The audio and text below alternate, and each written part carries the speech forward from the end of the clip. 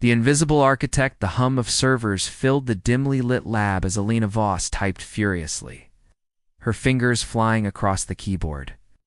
3 screens glowed with lines of code, a symphony of logic only she could conduct. Wire-rimmed. Glasses slid down her nose, but she didn't bother pushing them up. The algorithm was almost ready, a predictive model that could forecast market trends with 92% accuracy. Burning the midnight oil again? Marcus's voice dripped with false concern. He leaned against her desk, his tailored suit costing more than her monthly rent. Quarterly reports need those numbers by dawn. Submitted them yesterday, she said softly, not looking up. What? Page 12? My notes explained the variance. Marcus scowled, flipping through his tablet. Silence, then. Huh. Not bad. He walked away without another word, already claiming her work in his mind. Across the tower, Daniel Mercer scrolled through the gala's guest list, his jaw tight. Why do we only invite the presentable employees? He muttered. Lena, his assistant, sighed. You know why. Investors like shiny things. And the people actually building those shiny things? Background noise. Notification popped up. New algorithm live. Project Stormy. Efficiency up 32%. His eyes flicked to the creator, Alina Voss. Data science. Midnight office. Kitchen? Alina stirred honey into her tea, her sweater sleeves swallowing her hands. The lab was too cold. Always too cold. Stormy's brilliant. She startled. Daniel stood in the doorway, his tie loose, hazel eyes sharp. You mapped consumer behavior like a composer writing a fugue. Her cheeks warmed. You understand it enough to know Marcus didn't build it. He stepped closer. You should present it at the gala. No, the word leapt out. Not what? Polished, loud, his voice dropped. Alina, they're wrong. Come with me, let them see. Her pulse hammered. Danger, exposure. But beneath it a spark. You said what? Sophie shrieked, nearly appending her champagne. The loft silk drapes fluttered around them. I said no, Alina mumbled, picking at her salad sacre blue. Sophie flung a fabric swatch at her. That man has the charm of Paris in spring, and you, I belong in the lab. Non, Sophie gripped her shoulders. You belong everywhere, Lena's. Phone buzzed. A text from Daniel. Invitation stands. Yes, outside. Thunder rolled. Storm was coming. Sophie's atelier, 10:32 p.m. THE. Scent of silk and ambition hung thick in the air as Sophie Laurent circled Elena like a sculptor assessing marble. Pins clamped between her lips, a measuring tape slung around her neck. She narrowed her eyes. You've been dressing like a librarian who gave up on life, Sophie declared, yanking a beige cardigan off Elena's shoulders. Elena crossed her arms. It's practical. It's practical is for grocery shopping, not for making men like Daniel Mercer forget. Their own names. Elena's cheeks burned. This isn't about him, Sophie smirked. Liar. A rack of gowns gleamed under the studio lights, crimson, gold, obsidian, but Sophie bypassed them all. Heading for a locked cabinet, inside hung a single dress, emerald green, structured like a blade, with a neckline that whispered rather, then screamed. This, Sophie said, is you. Alina reached out, brushing the fabric. Cool. Precise. It doesn't look like me. Exactly. Sophie's grin turned wicked. It looks like the real you. Nexitech executive floor, 11:15 a.m. Daniel straightened his tie as Bradley. Keen's laughter slithered across the boardroom. Let me get this straight, Bradley drawled, swirling his espresso. You're bringing Alina Voss to the gala? Human calculator? Naomi from PR stifled a giggle. Please pick someone photogenic, Daniel. The press will be there. Daniel's knuckles whitened around his pen. She designed Stormy. That algorithm's adding $20 million to our Q3 projections. Bradley leaned in. Investors don't care about algorithms. They care about optics. He flicked a photo of his own data model in sequins across the table. This is what wins deals. Daniel stood abruptly. And it's a good thing I'm not selling her. I'm selling genius. The room fell silent as he walked out. Elena's. Apartment 8:47 p.m. Fibonacci.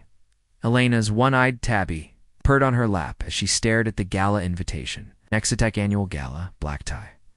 Meridian Grand. Her phone buzzed. Sophie, fittings tomorrow. No excuses. Still hoping you'll say yes. She set the phone down, fingers drifting to her piano, a relic from her conservatory days. The opening notes of Debussy's Clair de Lune spilled into the apartment. Liquid and aching music, like code, was logic and emotion fused. But code didn't require an audience. Her hands stilled. What if I go? Fibonacci head-butted her wrist, as if answering. Sophie's atelier, 36 hours to gala, hold still, Sophie ordered, pinning the emerald gown's hem. And breathe. I know you're capable of it. Lena inhaled sharply as the fabric cinched at her waist. This is ridiculous. Can't walk in heels, let alone talk to investors. You've explained quantum computing to drunk undergrads? You'll manage. Sophie stepped back, assessing. Mon Dieu. The mirror showed a stranger. The dress's angular cut mirrored Elena's sharp intellect, the color echoing her hidden intensity.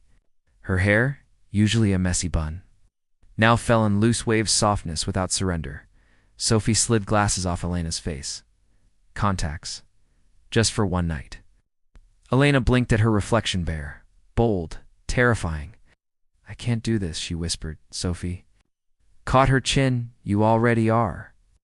Nexitech parking garage to 6:03 p.m. Daniel's phone lit up as he climbed into his car. Elena, I'll go. His breath caught. 3 dots appeared. Elena, but if Bradley laughs at me, I'm reprogramming his Tesla. To only play Necta, Daniel grinned. Game on. Meridian Grand Hotel, 7:58 p.m.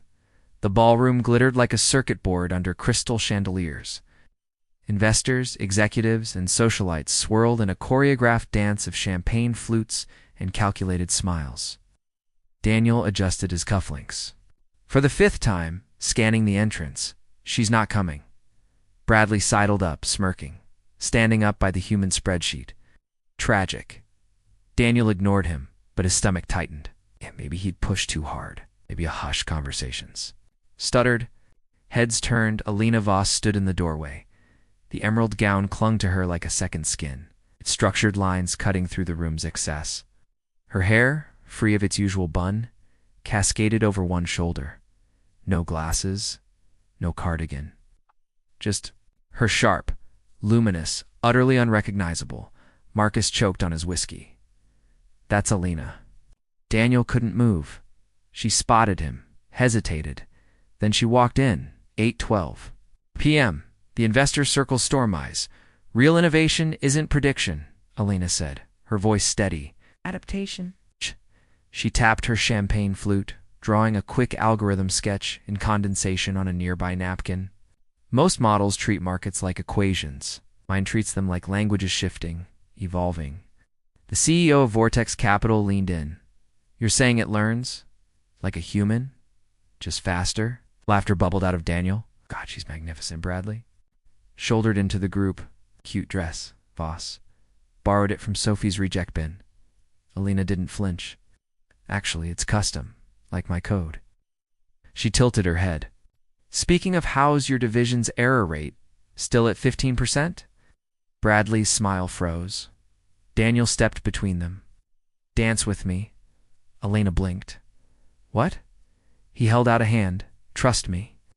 8:30 p.m. The dance floor of the orchestra swelled into a waltz. Elena stiffened as Daniel's palm settled at her lower back. I don't know the steps, she muttered. Follow my lead. He nudged her forward. She stumbled, then caught the rhythm 3 beats like a looped algorithm. Left, right. Pivot. You're good, he admitted, spinning her. Pattern recognition. Her lips quirked. Also, I may have watched YouTube tutorials. Daniel laughed, pulling her closer. The room blurred. You're staring, she whispered. Can't help it. His thumb brushed her hip. You're lit up. For the first time, Elena didn't look away. 9:45 p.m., the terrace school air kissed Elena's bare shoulders. The city below pulsed with light, a living circuit board. Daniel handed her a glass of water. No champagne? Clarity over courage tonight? She sipped. Why did you really invite me? Exhaled. Because I'm tired of watching brilliance get buried. Bullshit. Daniel stilled. You could have championed my work without the gala. Alina faced him. So why me? Moonlight caught the green in her eyes.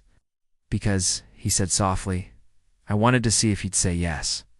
Her breath hitched. Inside, Bradley's voice cut through the murmur. Total fluke.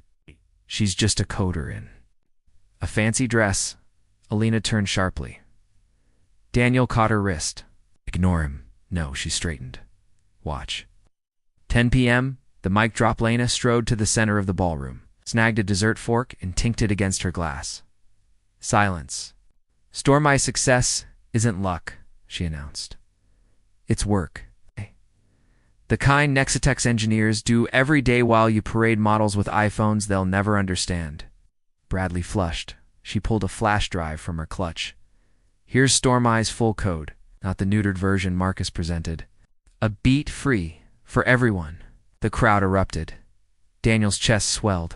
Holy shit, Marcus lunged for the mic. She's lying. That code's proprietary. Alina smiled. Check the timestamps. I own it. And tonight? She dropped the flash drive into a champagne fountain. I'm sharing. Gasps. Cameras flashed. Daniel was at her side in seconds. You're insane, he whispered, grinning. She grinned back. You wanted them to see me? They see me. 11:30 p.m., the aftermath. Alina's phone buzzed non-stop. LinkedIn requests. Interview offers. A thumbs up from Sophie. Daniel leaned against the limo beside her. You know you just started a war with Marcus, right? Worth it? She kicked off. Her heels with a groan. But never making me wear heels again. He laughed, then hesitated. Can I kiss you? Alina stilled. Only if you mean it. Daniel cupped her face. I've never meant anything more. The kiss was soft, certain. Like the first. A line of perfect code. Somewhere, a camera flashed. Let them see. Nexitech headquarters, 8:03 a.m. The office buzzed like a kicked hornet's nest. Alina walked in, glasses back on. Hair in its usual bun, but something was different. Silence, then dash clap. One engineer started it, then another. Soon, the entire data science floor was applauding. Dominic, her usually dismissive colleague, handed her a coffee. You're a legend, Alina blinked. It was just a gala. No, he lowered his voice. It was a revolution. Marcus's office door slammed shut.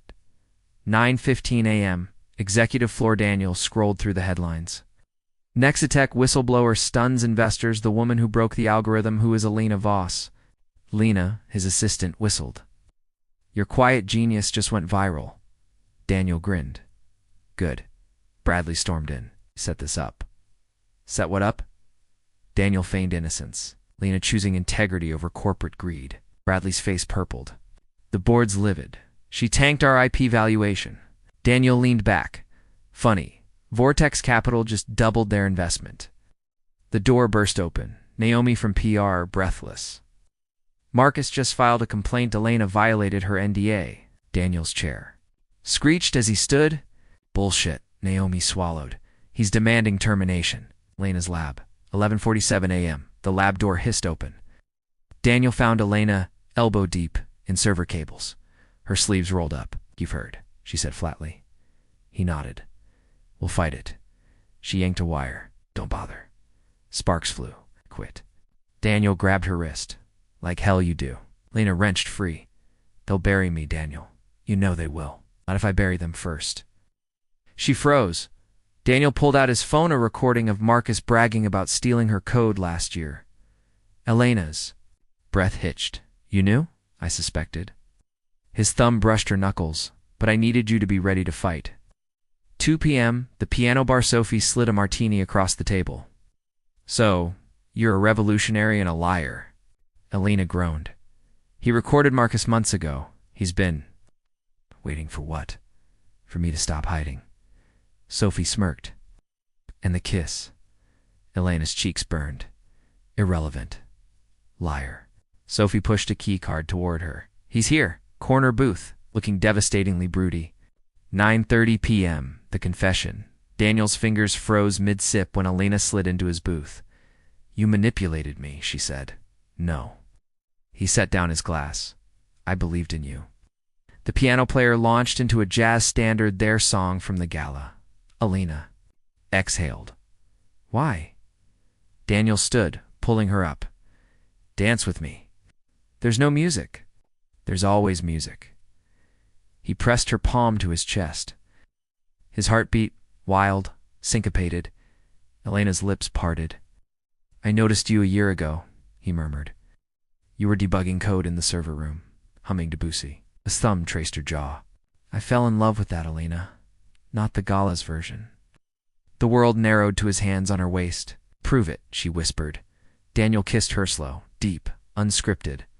Across the room, a camera flashed. "Let them see." Nexitech boardroom. 1 month later, the air smelled like fresh paint and scorched egos. Alina stood at the head of the table, her fingers resting on a stack of contracts. "New terms," she said. "No NDAs on independent projects. Profit sharing. For engineers," she tapped the last page, "Marcus resigns." Today, the board shifted uncomfortably. Chairman Whitmore steepled his fingers. "You realize you're holding a gun to our heads?" Alina smiled. "No, I'm holding your gun." She slid a tablet forward, emails dated back months. Of Marcus selling proprietary code to competitors. Gasps. Marcus lunged for it. Daniel blocked him. With a single step, "Sit down." 3 p.m., the new office glass walls. A piano in the corner. A placard. Alina Voss, VP of Innovation. Daniel leaned against her desk. "Happy?" She spun in her chair. "He gave me Marcus's parking spot, too." He laughed, then sobered. "You could have left. Started your own company. I miss watching Bradley bring me coffee every morning." She grinned. "Besides, some things are worth fixing." Daniel pulled her up. Speaking of fixing, he kissed her, slow and thorough, until her glasses fogged. A throat cleared. Lena stood in the doorway holding a tiny box. Special delivery. Alina opened it. "A key? To what?" Daniel smirked. "Our new R&D loft. Sophie's designing it. Our loft. Unless you'd rather keep coding in your pajamas alone." Alina kissed him. "Again? Deal." 6 months later, the wedding invitation. Alina Voss and Daniel Mercer invite you to celebrate their marriage. The guest list included every engineer, intern, janitor who'd ever been overlooked. Bradley's name was conspicuously absent. Sophie adjusted. Lena's valiary laced with binary code embroidered along the hem. "Nervous?" Lena shook her head. "It's just another algorithm," she grinned. "Input, love, output, forever." The music swelled. Daniel waited at the altar, his tie already crooked, as Alina walked toward him. The crowd rose not for the bride, but for the quiet storm who'd changed everything. Epilogue 1 year. Later, the Voss-Mercer algorithm powered 30% of global markets. Marcus worked at a Best Buy, and every Friday night, Lena played piano while Daniel sang off-key. Their loft filled with code, chaos, and the kind of love that starts revolutions.